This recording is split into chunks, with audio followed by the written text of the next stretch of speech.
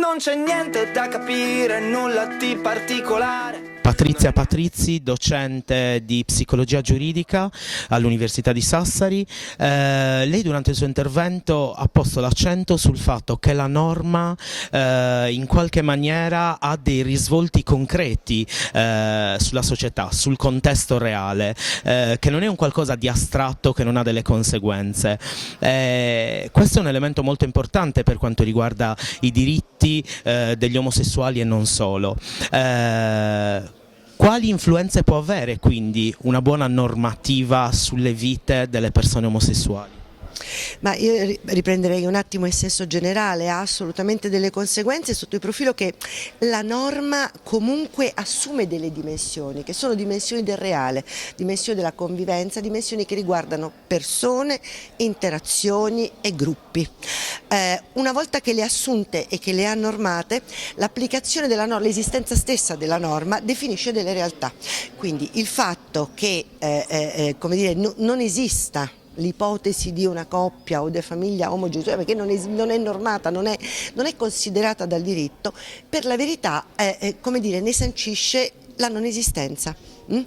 Tutta la nostra esistenza è comunque regolata da norme che rischiano talora di essere però considerate come come discese da qualcosa di naturale e quindi universale. In verità la norma è un prodotto umano, la norma rispecchia il periodo nel quale è stata creata, è stata costruita.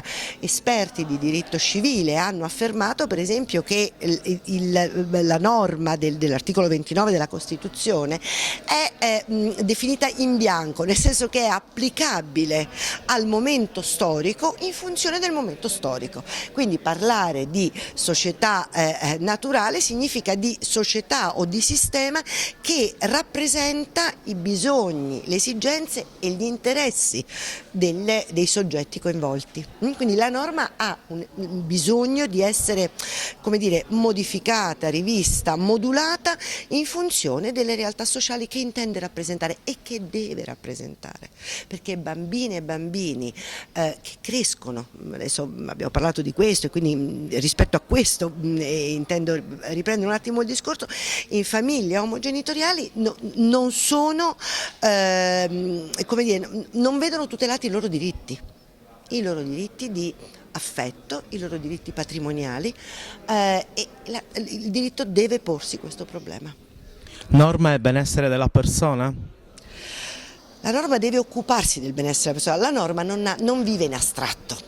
La facciamo vivere noi in astratto, nel momento in cui pensiamo che aderire a una norma significa aderire alla realtà che intende rappresentare. Ribadisco, se quella norma non sa rappresentare quella realtà vuol dire che è una norma che non funziona più. Sì, benessere della persona, io credo che dobbiamo tendere, ma non lo dico soltanto in quanto psicologa, io credo che una comunità, una società, una collettività che intende progredire può farlo soltanto a partire dal benessere delle persone, intese come singoli, intesi come aggregati, e dal benessere che non divide il singolo dalla sua comunità, perché comunità e individuo reciprocamente si influenzano in termini di benessere. Una comunità all'interno della quale gli individui stanno bene è una comunità che sta bene, e una comunità ammalata produce patologie nei suoi singoli.